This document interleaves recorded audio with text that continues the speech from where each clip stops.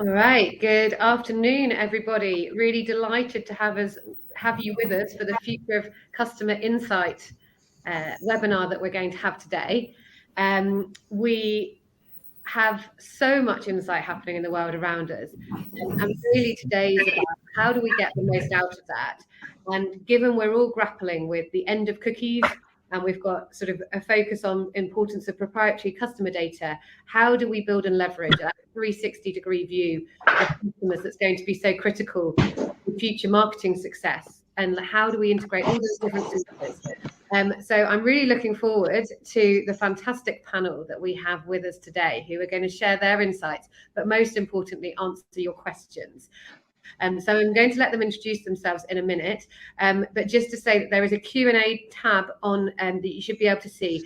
Please do ask your questions because we want this to be interactive and to answer as many of your questions as possible. Till you ask any, I will ask some of mine, but please do ask anything you want to ask at any point in the webinar. I'm Natalie, and for those of you who don't know me, I'm the CEO of Profusion. We're a data agency and data consultancy, and so we support organizations to grow their business with the power of AI and insight. And I really enjoy doing that because I love solving problems, and data really is a way that you can solve problems now and in the future by really using the insight that we have, but we don't necessarily always maximize to be able to enable our businesses, enable our people, and also make social impact. So that's enough about me. I'm going to ask Scott now to introduce himself, please. Good afternoon, everybody. I'm Scott Castle. I'm VP of Strategy here at Sisense. And I've been in the analytics space since about 2017, and even before then, working as a product manager, bringing data and analytics into product development and into the analytics and BI marketplace. I'm really excited to be here today and to talk to you about some of the things that I've seen with my customers and with the broader market in BI, and the way that artificial intelligence is being infused into all of our systems and applications. Brilliant, thank you. And Robert, can I come to you next, please? Yes, so I'm Robert Bates. I head up the decision sciences function within Currys, and it is kind of our job to try and translate those key business questions into actually the analytics space, and to work with the business, partnering with them to try and actually get the maximum out of all of the different models we've got, from these simple propensities down to actually how do you actually embed those within the operations. So looking forward to a good discussion today. Brilliant. And last but certainly by no means least, we have Chris joining us. Hey, thanks. So yeah, Chris Parker, Insight Director at Gymshark. So I lead analytics and research. Previous to that, I've worked in leadership roles in data insights analytics, both agency and client side. Similar to Robert, really, a real emphasis on improved decision making in the business through the use of data and creating customer first experiences. So really happy to be here and really interested to see how the debate goes.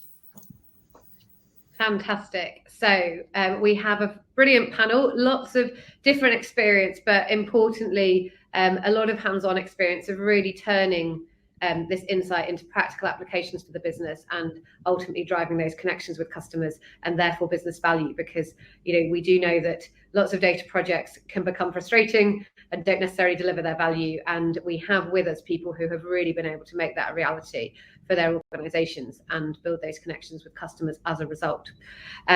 So we are looking forward to getting into our debate, and really why are we doing this webinar? Well, a lot of us have now got a lot of, we're quite good at looking at the past, and that's sort of how we think about business intelligence. So what can the past tell us about what should we be doing today?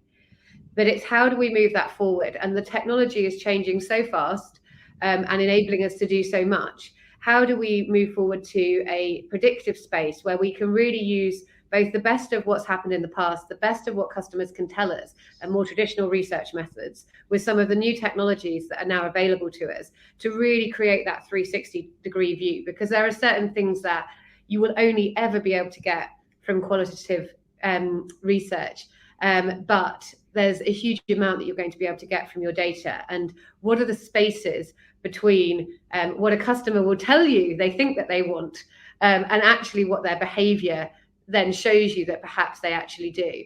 And so that's really the sort of this grey space we're playing in today, which is how do we take the best of both, which is what customers are telling us, but also what they're showing us in their behavior, and how do we combine those things to have the richest possible view to be able to give them the best solutions that we can. And so I'm going to ask Scott to just set the scene a little bit about augmented analytics and how it works, please. Absolutely. So Natalie, as you said, business intelligence has for a long time really been focused on rearward facing metrics. It's reporting what we've already learned, what's already happened. And there are two challenges that come up when you start to see how those systems play out in real life. The first one is that those rearward facing metrics are almost always lagging indicators. And what we really want to know about our business dynamics and about the people we're interacting with is what's going to happen next. When you look at aggregate information about all of your customer interactions, you start to see patterns that aren't obvious in the individual conversations that you have. Everything from how can I tell when a customer is starting to get unhappy with my software? How can I head off a churn coming up? To how do I know when someone's moving to the next level and needs to move into a different part of my technology? Those are things that when you're looking at the individual interactions, it's very hard to spot. But when you look at patterns over time, it becomes very important. But the second thing about business intelligence is that there is so much information and there are so many things to look at. And traditionally, business intelligence systems have been built so that humans look at lots of data in aggregate and from that information, identify the patterns themselves. The biggest challenge there is that because there is so much to look at, it's very hard to get predictable, reliable performance over the analysis of your BI infrastructure when you're asking people to actually log into a BI system and look at dashboards and then from that figure out what they should do. Augmented analytics is fundamentally the idea of going from the raw data that you have and the raw time series data or pattern data that you have and identifying what's special, what's unusual about that data and surfacing that to the user, as well as using not just rearward facing data, but also predictive based data that's derived from statistical analysis of what's already happened to tell you not only, hey, this is interesting right now, this thing that's happening, but also there's something coming up that will be interesting that we should start looking at now. And that's the fundamentals of augmented analytics. There's a couple of pieces in how this works. Number one, augmented analytics relies upon statistical methodologies, forecasting, predictives, trending information that use machine learning and classifiers and other statistical functions to identify out of tons and tons of data coming through what's an interesting pattern or what's an outlier in an existing pattern that's worth looking at. And we look both at primary dimensions that change. So for something like looking at revenue over time, when you see a drop in revenue, hey, that's interesting. But we also look at the correlated dimensions. If revenue dropped, okay, what's driving that trend? Are there specific products that I no longer sell as well as I used to? Are there particular regions where I'm having a change in my market dynamics? And those correlated dimensions help us to understand the context around a primary variable changing. The second piece of augmented analytics is really about surfacing as quickly as possible to users who are ready to pay attention the important things to identify. And that comes into augmented analytics technology in two different ways. One is you have anomaly detection routines. You have statistical functions that look at time series data and even non-time series data and identify, hey, this is an outlier. It's not just a normal ebb and flow of the metrics. It's actually a change that probably has an underlying cause. So this is something that's worth looking into. The other piece is around building knowledge graphs and using the information that lots of people are accessing to understand what any given user might be really interested in or responsible for, so that the stream of insights that you're generating from all of your machine learning is going to people who are focused on those areas without having to have those people explicitly raise their hand and say, hey, I'm responsible for X.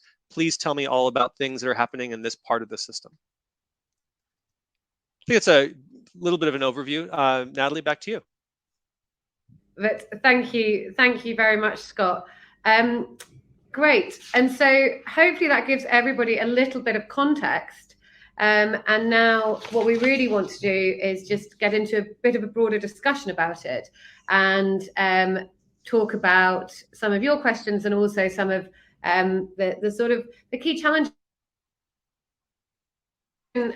First, actually, to use of this. So I'm going to put a question to you, Robert, of, do you think this is new, or do you think this is just a familiar struggle of how do we put these qualitative and quantitative insights together to sort of to make things happen for our customers? You've been working customer insight for a long time.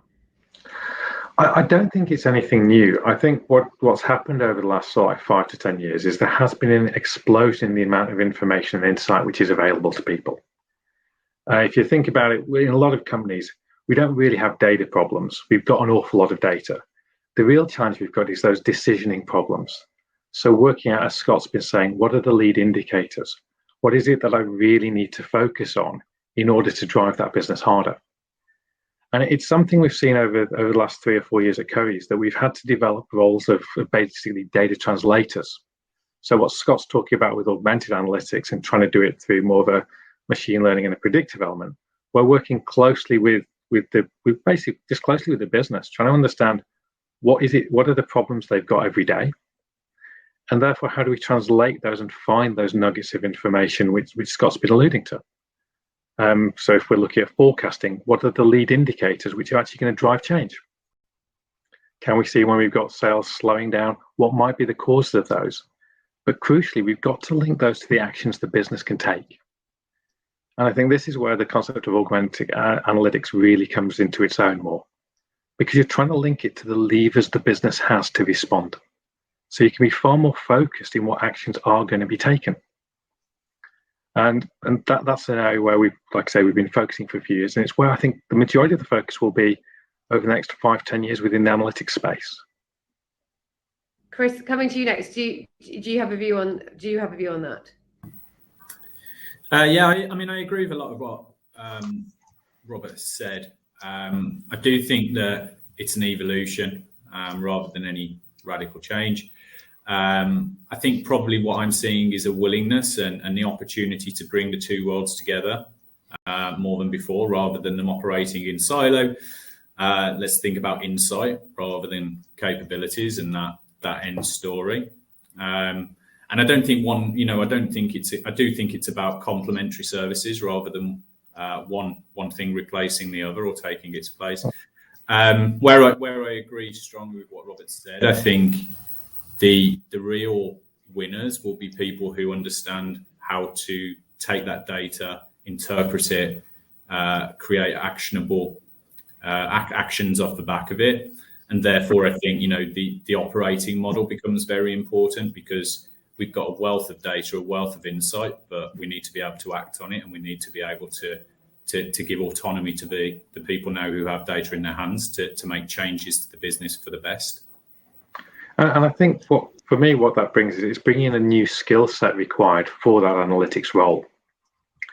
It's bringing in more than the need to have systems thinking coming in, and other parts of management science your data scientists becoming more aware of. So within a lot of the work we do, looking at customer journeys within Dixons, very cognizant of how does the customer really move through that journey? What are the things which matter to them at each stage? So how might I need to use ML or AI to surface different products, different experiences? And again, it all boils down to those simple levers we've got. Because whilst we've got far more data, we've still got the same basic tools. Showing them the right product at the right time, finding the right price, what's the way of promoting, and how do we distribute it? So understanding how different customers may react to each of those stimuli, that allows us to then get a better use of that insight. And I think it is just layering everything on top slowly, piece by piece. And within your businesses, who do you work with? Because that's the really important thing. And where we see things not work is where actually the data team are operating in a silo, saying, we might be able to use this tool to do this call prediction, but sometimes it's not necessarily linked to the behavior in the business. So who are some of the key stakeholders that you work with to really drive that customer insight and that customer-centric systems thinking approach? Well, as I mentioned, we've started to focus a bit more on the role of the data translator. So having senior people in our team who might not come from a traditional analytics background, we've pulled people in from engineering backgrounds, finance backgrounds, legacy pricing backgrounds, who understand the business questions. And then it's on a project by project basis, making sure we're involved early on in the design phases. So we've been looking at simple things like demand forecasting. Now, on the one hand, it's quite simple. It's can you predict where the sales are going to come from? The other, we need to understand, we've got to work with the supply chain teams. What flexibility do you have in your network? What's the right time horizon? What's the right grain of data to be looking at? That then sets all of those problems and allows us to have a product which we can take out and actually can be used by the business quite quickly. And there's a whole host of examples where it's finding the right product owner and getting embedded early on within those discussions that allows you to be successful in those spaces. And I think one of the challenges that what Robert is saying raises is not only the capabilities of the depth of your experience with analytics. So can you get people who have as much sophistication as possible incorporated into those processes, but also how do you get those processes to impact more than a minority of the people who are operating your business? What we've seen, and I think Gartner has pretty widely reported on, is that analytics in general touches about 30% of your employees. And about 70% of your employees don't generally have meaningful access to the data that would help improve their decision making in their roles. So if you're looking at supply chain and you have supply chain managers, and you may be trying to push to them reporting on what's coming down the pike and what they should be expecting in terms of demand, if they're not actually logging into the systems, if they don't have the expertise to use those and to interpret that data, then you're not actually giving them the decision support that you need. What I'm seeing with a lot of our customers here at Sisense is that companies are starting to shift away from just investing in data professionals and sort of the high end of analysis. They're starting to invest in how do I get my everyday salespeople, marketing professionals, customer support and service professionals to have access to at least small amounts of insights as part of their daily jobs in the systems that they're using to do the daily jobs, so that they're starting to get the benefits of being data informed as well. Well, you've given a lovely plug for our next webinar in the series, which is actually going to be about data literacy and the importance of it across organizations to really be able to put the insight into action. And we recently did some research on leadership as well, because that's so important. If your CEO is saying, can't you just put some AI on that? Can't you just augment those analytics to sort of tell me an answer immediately, to actually really educate leaders as well as those in the organization. And CEOs, interestingly, performed the worst in the data literacy analysis that we did, which might be right because they've got other people to do the roles for them. But they were sort of scoring 30% on data literacy, which I think we need to improve to be able to make sure that we are informed customers and how we enable our data strategy and the insight that we're getting to really build our businesses in the future, because that can be a big differentiator as we go forward. But so we've talked a little bit about humans and the process, and I guess one of the counter arguments you sometimes get to this work, and Scott, you may have a view on this, is that data is always an abstraction of what's happening. It's do we risk dehumanizing our businesses, our audiences, and our brands, or do we believe that actually data is a thing that can enhance them? Do we risk that? I mean, I think obviously yes. If you spend all of your time looking at your customer's journey and your experience in the marketplace through the lens of just raw analytics, you're going to start looking at resources rather than people. You're going to look at customer segments rather than customers, and you can lose some of that. But I also think, importantly, looking at data in aggregate on your market dynamics and on how your customers are interacting with whatever it is that you're providing gives you context for the individual conversations that we all also have with our customers. When I talk to customers of Sisense and an individual customer tells me, hey, I'm not sure whether I should go this way or that way. You make both choices in your product, but I'm not sure whether I should invest more in data science or go more in a broad approach. So inform me. I can come and bring the statistics on thousands of companies who've implemented analytics and say, listen, on average, on balance, there's a certain point in company growth where you hit an inflection point and you go from a need for advanced analytics to a broad need for self-service, for example. And so you're approaching that point. And so on balance, most companies in your situation would need to make this specific change.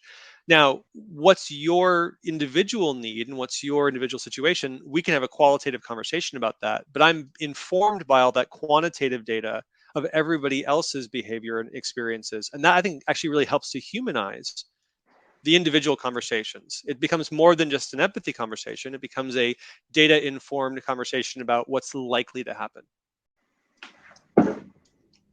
Great. And Chris, thinking specifically about marketing, how do you think augmented analytics relates to long-term brand building versus short-term performance? And where are the opportunities in both of those? So I guess in terms of marketing, I think obviously the data and analytics helps us play a role in the here and now. I don't think you can call it strategic, non-strategic, because I think you can have strategies about the here and now. But I think obviously data, real time, helps us optimize performance, helps us optimize journeys, helps us create more personalized interactions. So the data there has huge value. But then I think if you take a step back and probably think about brand and brand stories, I don't think we need real-time data to produce those because they're more longitudinal. So, we can speak to customers and really get to the roots of motivations that we'll never get from data. So again, it's marrying those two things together. The data can definitely tell me what is happening and give me clues as to how, when I need to speak to customers and about what. But I would still want to, speak and understand from a research perspective, deep-rooted motivations, needs, and I think a skilled researcher can elicit those probably that the respondent doesn't even always understand at times. So I think, that's how the two can work together in terms of enhancing that personalization further.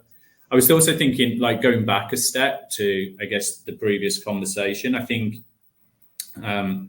that piece that we talked about in terms of the larger samples versus little sound bites of insight.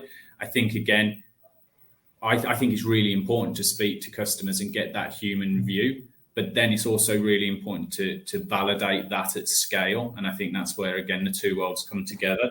The only thing I would say is I think that data tells us predominantly what's happening in our own world. And what it won't do, therefore, is give us a view outside the norms within which we already operate. And I think if you think about, inclusivity, that's really important, because if you focus on scale and if you focus on, the big trends, you'll always continue to provide propositions that cater to the status quo rather than going to those outliers and understanding what sits outside of your current world. Chris, I think that's a really important point. I've been working in product management for almost 2 decades now. And one of the things that I teach junior product managers is to not over-rotate on your customers, not get suckered in by selection bias, by only talking to people who already largely agree with what you're doing. And when product managers talk to me about, where they got their data, they'll tell me, well, I talked to 10 customers or 15 customers. And the question I ask them is, did you talk to anybody who's not a customer, who has said they don't already agree with what you're thinking? And when they realize, oh, wow, all of my data collection is pointed at the people who are already doing largely what I've built or what I agree with, and they start to then turn their analytics attention out to people who are lost early in a funnel or who said no to a survey, they oftentimes find very surprising insights that take them by surprise, primarily because they didn't even realize that there were people to talk to or data to collect outside of the scope of what they were capturing. And I think this is where the two marry up quite nicely, that idea of you're able to look within your own data sets to see what those underlying customer trends are. But you're also going out to the market to fill in the gaps. And this is where I think you've got to be careful with all the data which is available, because you need a way of linking the two. So you need to make sure that when you're segmenting your own internal customers, it's done in a way which allows you to easily align that with wider market trends. And it actually allows you to start to personalize those experiences at an appropriate level as you learn more about the customer. And so we've kind of got the concept within Dixons whenever we're looking at personalization, whenever we're looking at personalization or how we're applying that, of what's that personalization Goldilocks zone. So it's how do we take those insights, and it's not so broad that what I'm doing isn't differentiated at a customer level, but it's not so now I'm going down to too small an audience. So you can see the high level transforming in a way you can actually act upon them. And normally it allows us to basically say, which segment of customers are we seeing an overperformance or an underperformance in? The data's never going to tell us why, because we've got to ask the customers why. But at least gives us enough to start seeing those emerging hypotheses, so along different attributes, where's the performance strengthening or weakening. And then you can start to take action, retargeting, coming up with new propositions in the market to actually make their lives easier. So I think it's getting that right match between the two and ensuring the touch points actually align, because I think that's quite often where people start to go wrong. Agree. Often we see, working with all sorts of different businesses and from retailers to pharmaceuticals, people worry about having all the data, and actually you can fill in those blanks quite easily. Like one of the projects we did for a major perfume brand, they are an FMCG company, so don't hold any of their own data on their customer purchases. And actually we were still able to predict who was going to buy the next perfume or aftershave by using panel data, by pulling together a sort of personality-based recommendation engine, which was based purely on zero-party data that people gave us because they were interested in filling it in. And actually we were then able to make predictions. So I think sometimes we worry about, are we collecting all the right information? We forget to just ask the customer. So sometimes asking the customer isn't just about validating the data. It's, as you say, about filling in those blanks in the data that will enable us to give a much stronger experience and sometimes pick up those things that otherwise data would never tell us. And external data sets can also be a really valuable way in drawing them into your own models to be able to sort of triangulate your data, and as you say, Scott, not just speak to the people who already are sold and who want to come, who are on the journey, but start to sort of broaden your segments and enable you to target people a little bit more differently. I'm wondering, both Chris and Robert, if you can perhaps, sometimes the simplest things can be the best, and I'm wondering, is there one piece of work you've done on customer insight, on analytics in your business that you feel actually has made probably the biggest difference? There might not be, but it'd be great if you have got an example to just hear how has this really made a difference to your business in action. So I think within Currys, in the way we're approaching things, if we're trying to make things as simple as possible in terms of our modeling techniques, because I think there is so much data that sometimes you do miss the most obvious common sense approaches. So we're taking that approach of, before we even go and start to build really complex models, trying to build all those complex propensities, just looking at the data and going, where is something really nice and clean? Where actually I don't need to build a really complicated model, because 80% of those people are exhibiting that behavior, or there's something which is so clear cut. And one of the ways in which we've done it is when we're looking at some of our credit customers, our credit propositions, because within Currys, our Your Plan account allows you to make repeat spends. And the simplest way we found of actually growing that is really basic, is if we understand who those customers are who have the accounts, and we remind them that the accounts exist, the customers see that as a really useful function, and they will come back and reuse them. That helps drive our loyalty. It doesn't need to be a super complex propensity model. It's just reminding the customers of those services which are commonly being used, that we still do them. They then come back. We don't need to do much more, because it's a great product.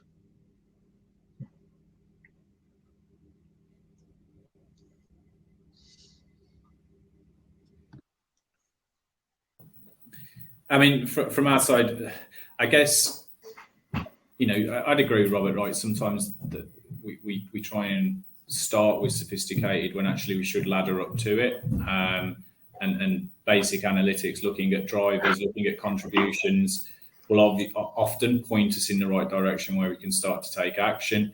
But again, at Gymshark, a lot of what we do is also based on what customers are telling us, and I guess focusing in. We talk about focusing intuition in that, you know, we're a business that's built off really with an entrepreneurial spirit that's now scaling. So our role as data and insight professionals is not to dampen that and not to change that, but it's to focus that intuition in by finding those human moments, I guess, of truth that can help with our brand narratives and our campaigns. And then once we do that, then we can start to, I guess, go back and optimize those at scale through the data.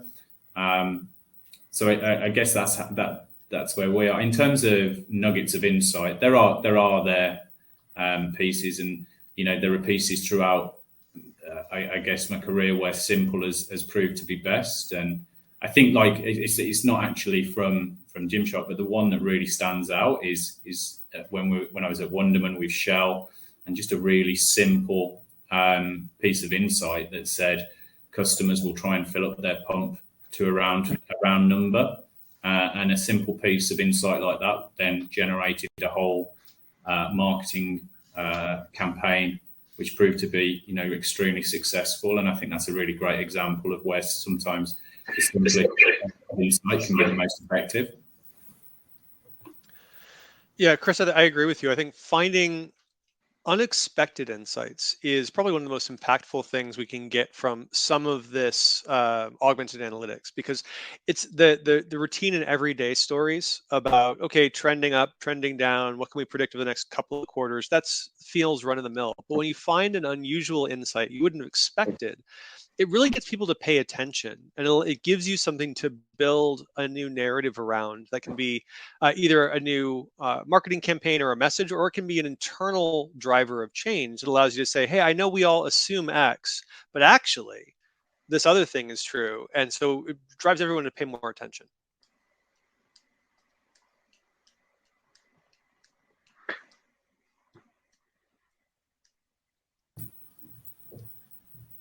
Hey, Natalie, are you back?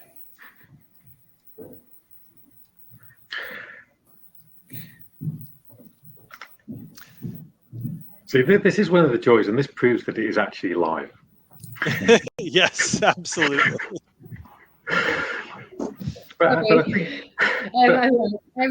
we haven't yet had any questions from the audience. So can I please encourage you to type in your questions into the question pane so we can answer your questions about this as well, because we would love to hear from you. You know, we talked about the difficulty that data can tell you some of the answer, but not all of it. How do we use not just tell us what, but also to tell us why things are happening? Well, I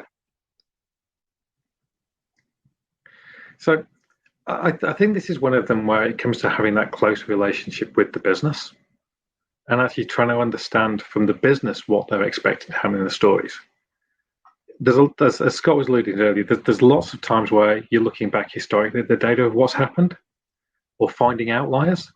I think the key thing I've always done in my career is when you see something which is particularly strange, is then actually speaking to the different operators of what did you do differently at that time? Was it something where we actually intentionally tried to change the performance of the business? So we put on new offers? Or was it something where actually something just didn't work? The sales dropped and no one really logged it. And it then leads to that question of how do you actually capture all of this additional information? How do you store that within the business? Because let's be honest, retail's a bit of a dark art, right? It's a mix of science and it's a mix of like gut feeling, which is just basically human intelligence over like 20, 30 years. And I think we've got to find ways of unlocking that by asking the right questions. Because if we can identify changes in performance, sudden step changes, we can then work out what drove it, what was different about the customer offer, and then how we could actually exploit that in the future for our own gain. It might give us information about how critical our stock is, we ran something different. We want to rerun it again. And I think it's that becomes the big conversation which we start to have more with the commercial directors and senior commercial teams. Robert, I agree with you. I think it's a really important insight. One of the things that I've seen repeatedly is sometimes chasing the why and trying to use the data to tell yourself a story about why a certain trend happened or why a change happened isn't actually all that useful. If you set up your business processes where you can run experiments and you can collect enough information about your experiments that you can actually convince yourself that you changed one underlying variable and got a different result, you can then run a test-driven hypothesis around how your dynamics work and get the answer for what's best without having to explain why it's best. My favorite canonical example of this is looking at the color and the placement of CTA buttons in marketing emails. This is something where you're never going to be able to get a narrative around why a blue button in the middle of the page performs better than a yellow button on the side of the page, but you can prove to yourself that it does by running a bunch of different experiments. And so if you set these things up properly, you can bypass that need to understand why and just be able to say, listen, I know it performs 12% better. That's what we're doing. Well, I kind of agree with you, but I think it depends on the magnitude of the change which you're creating and ultimately what that capital or operational expenditure is on doing. And this is where I think there's a line when you look at AI and ML in terms of driving those decisions.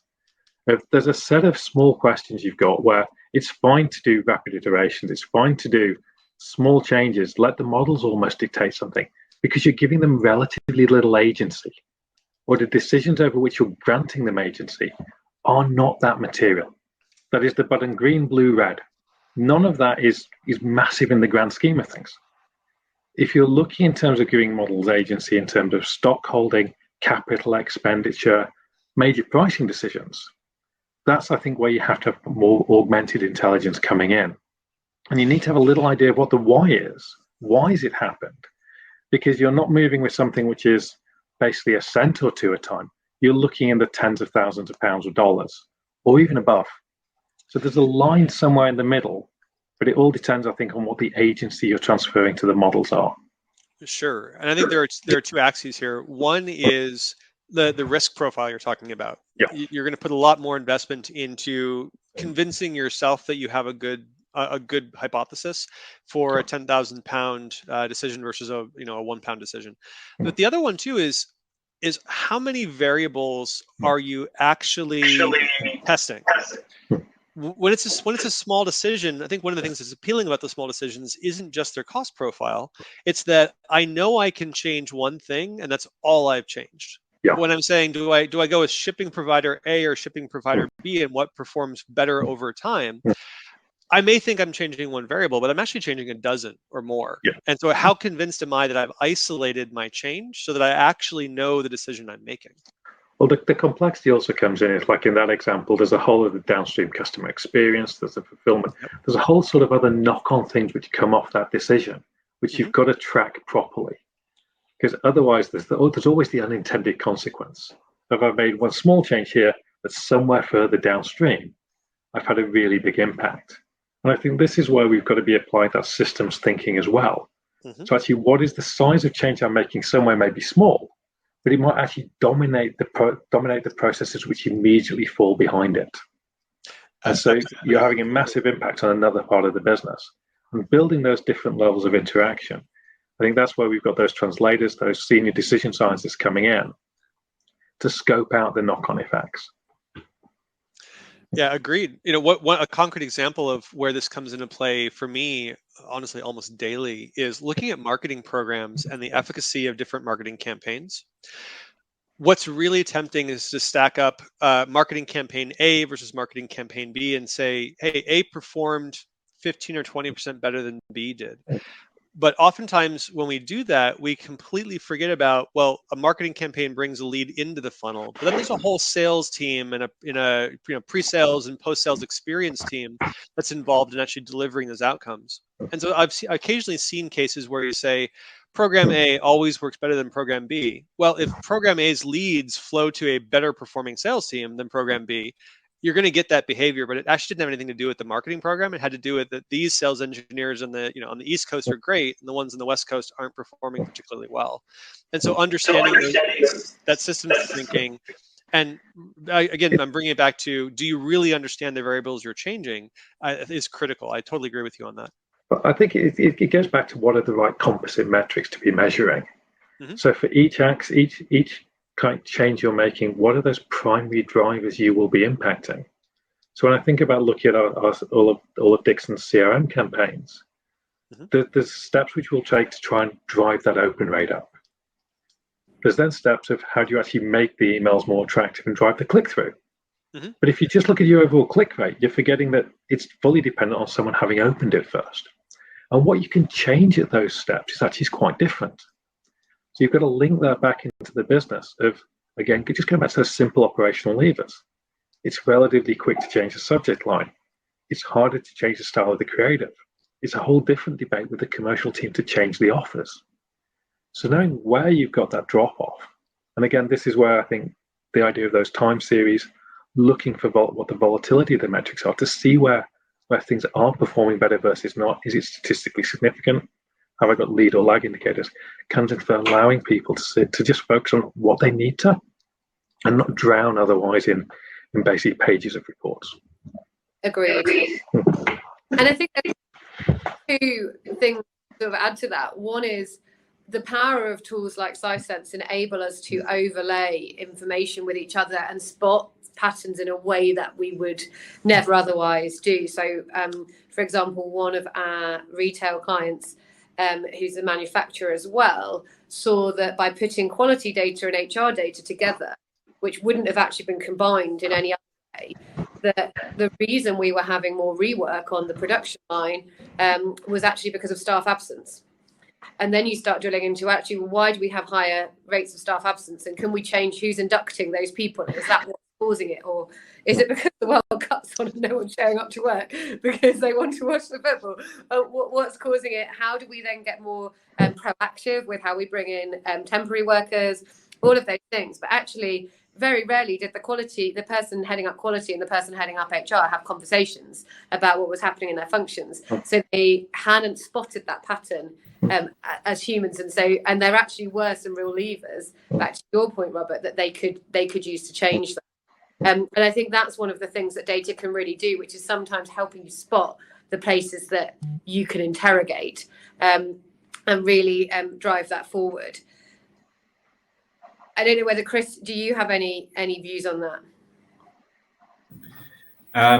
Yeah, I mean, I agree with what you said at the end. Like, I think quite often you will find those areas of interest and areas of focus, but you will then only get so far, and you can get a fair way there in the analytics.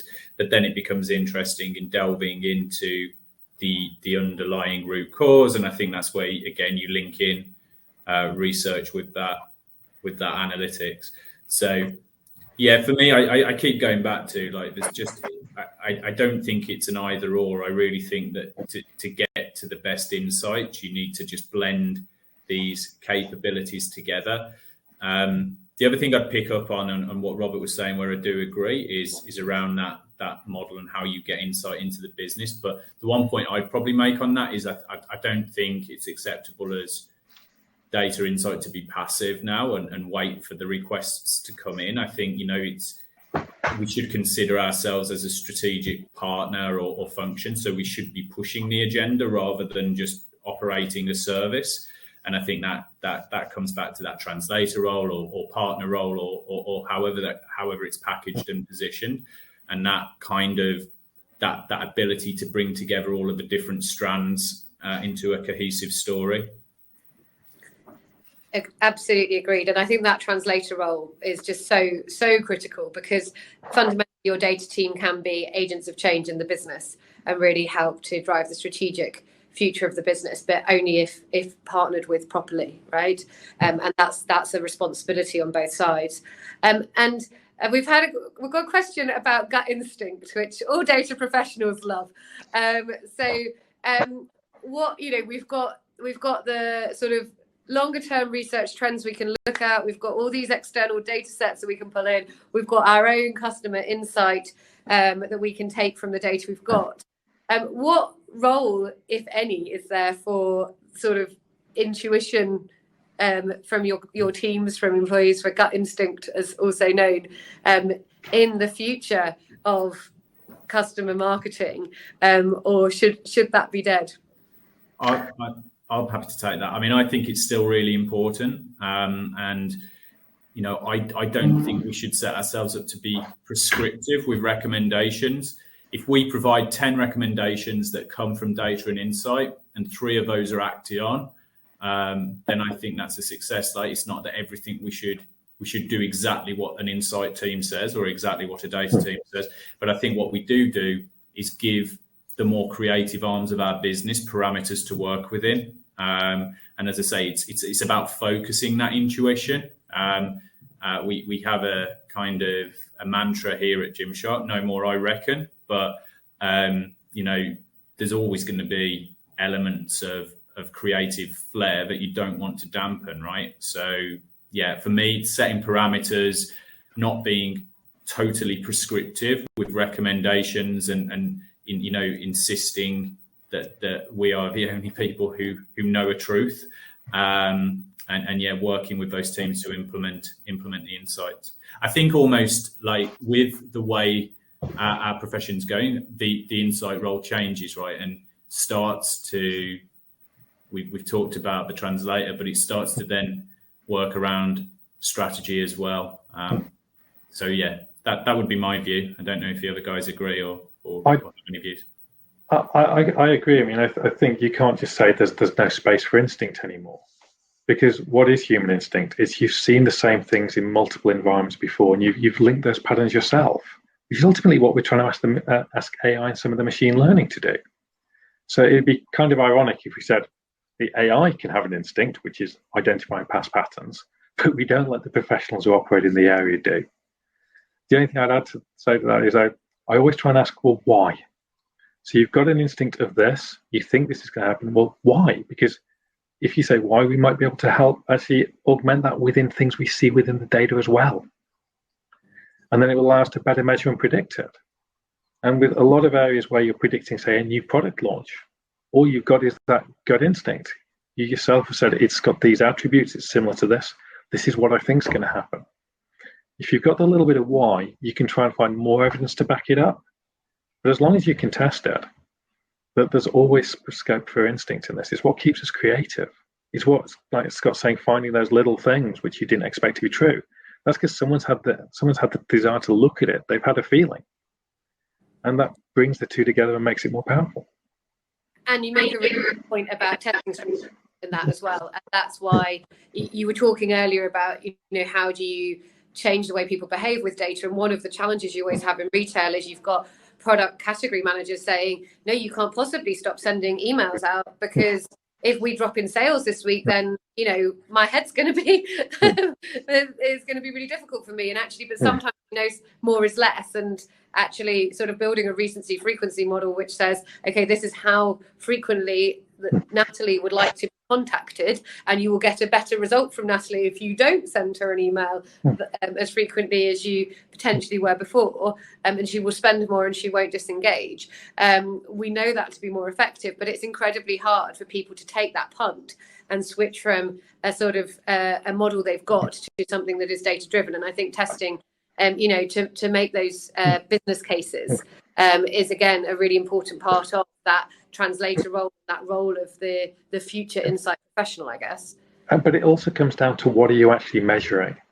So that idea of Natalie only wants to be contacted once a month, you want to move away from, say, a straight open rate percentage to unique customers who are opening in that period, and how you get that consistency.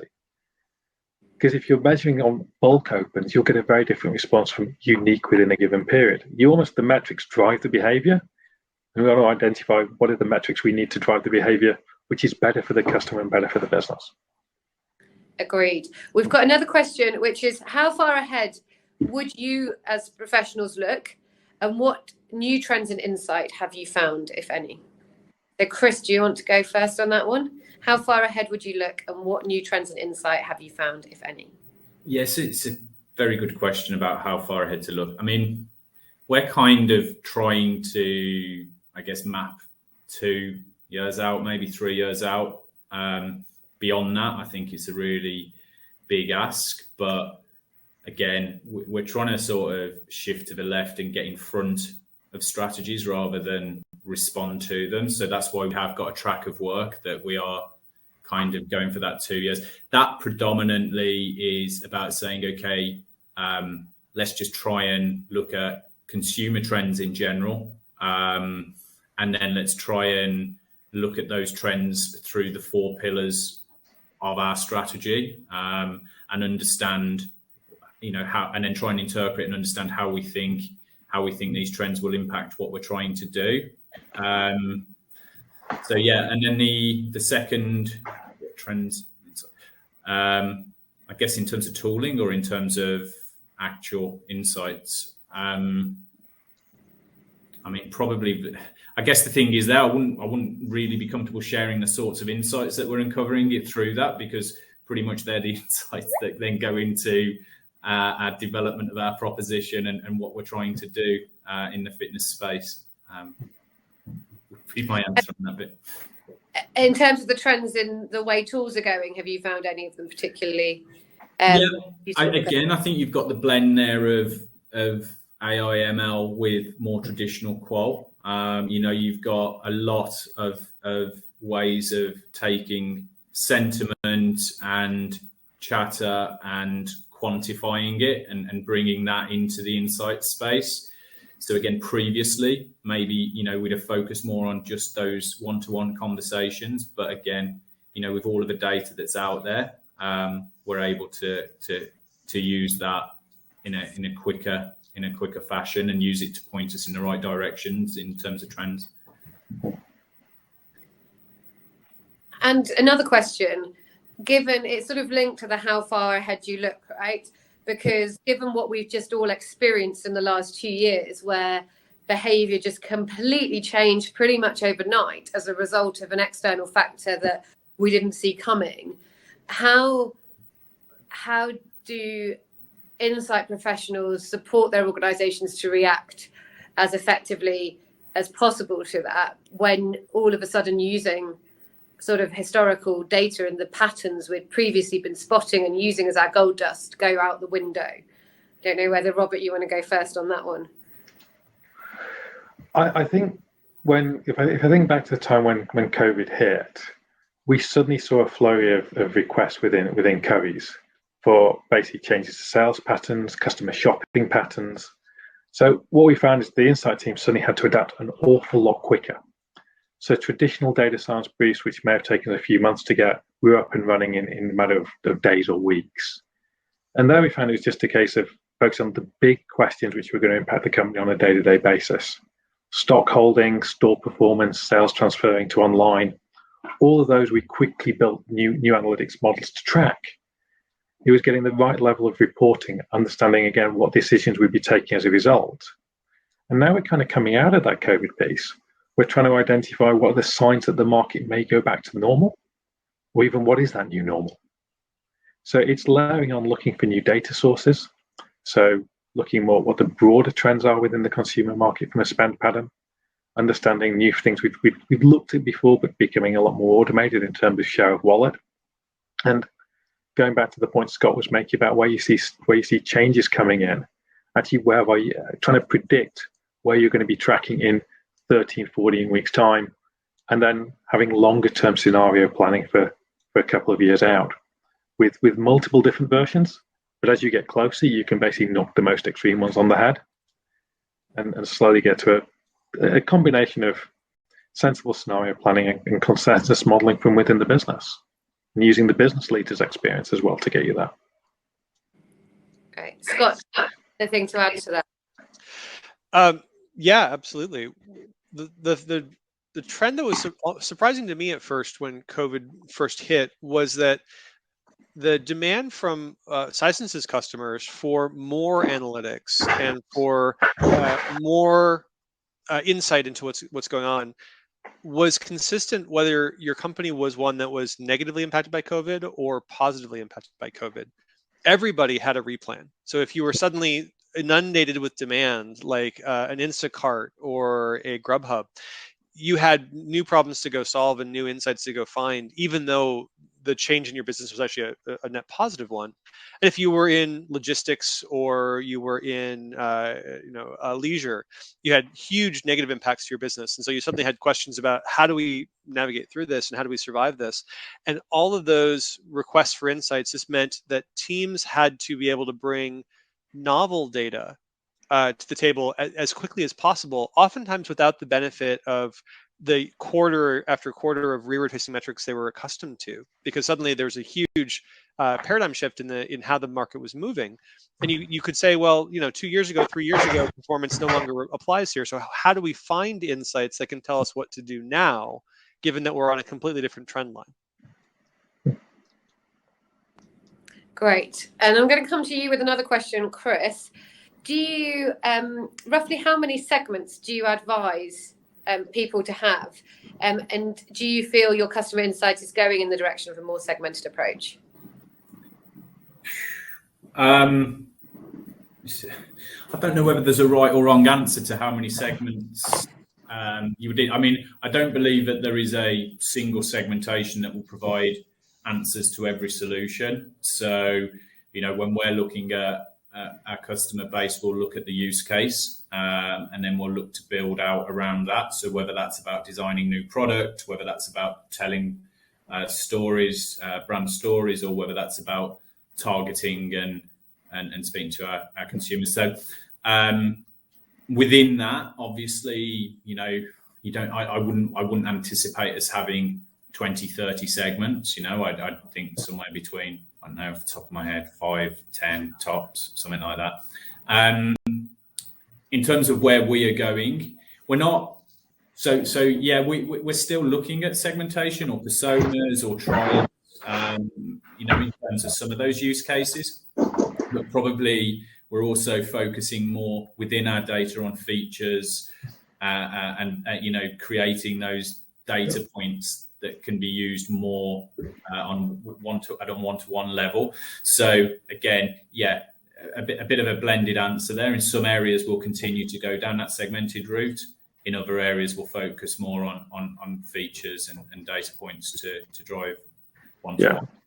Yeah, and I just accept. I'm going to have to wrap us up there because we're almost out of time, but I hope everybody's enjoyed the session. I apologise hugely for the internet issues at the start, and thank you so much to our fantastic speakers for sharing their insights on customer insight and some of their real life stories from both people that they're working with and their day-to-day experience in their roles in turning this into commercial value. So a huge thank you to our speakers. Thank you for all your questions. I'm sorry to those of you we didn't quite get through, but we will try and ensure we answer some of those in the follow-up communication to today. So thank you very much, everybody, and have a brilliant rest of the day.